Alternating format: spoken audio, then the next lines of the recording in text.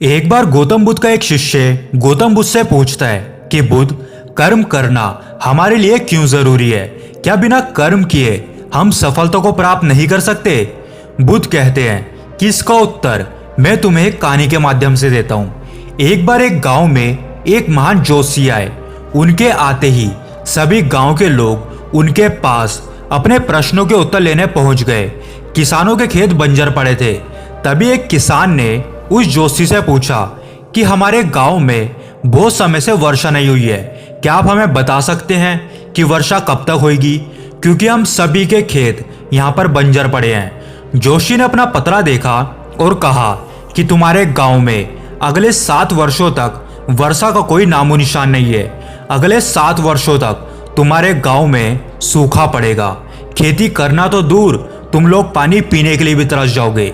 जोशी की यह बात सुनकर गांव के सभी लोग परेशान हो गए और उन्होंने जोशी की बात मानकर अपने खेती करने का जितना भी सामान था वो अपने घरों की छतों में संभाल करके रख दिया और सब लोग परेशान होकर एक जगह पर बैठ गए।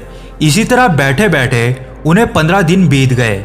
उनमें से एक किसान बड़ा मेहनती था। उसके मन में विचार आया कि 15 दिन बैठने से हालत खराब हो गई, अगले 7 वर्षों तक तो मैं खेती करना ही भूल जाऊंगा। फिर उसने तय किया, अब चाहे वर्षा हो या ना हो, मैं खेती करना नहीं छोड़ूंगा। और उसने अपना सामान उठाया और खेती करने चला गया।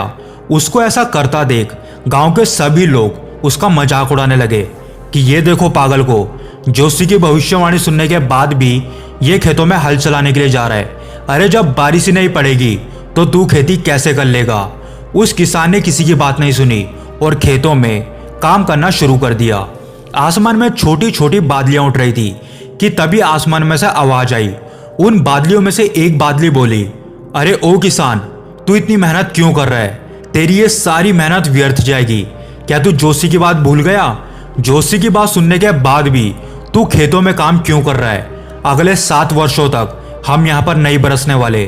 उस किसान ने कहा, मुझे पता है कि अगले 7 वर्षों तक तुम यहाँ पर नहीं बरसने वाले।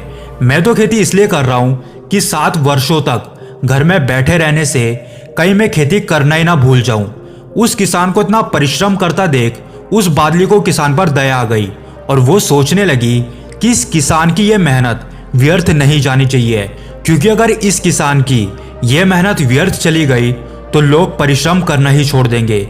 ये सोचकर बादली ने बरसना शुरू कर दिया और उस बादली को देखकर और भी बादलियों ने बरसना शुरू कर दिया। गांव में खुशी की लहर दौड़ गई।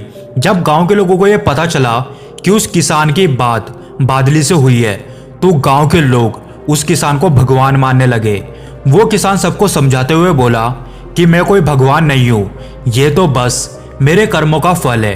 अगर मैं खेती करने उस खेत में ना गया होता तो मेरी बात कभी उस बादली से ना होती और हम सब अगले 7 वर्षों तक बस बारिश की राह ही देखते रहते। इसलिए जीवन में कर्म करना बहुत ही आवश्यक है। उसका फल चाहे हमें किसी भी रूप में मिले, लेकिन मिलता अवश्य है।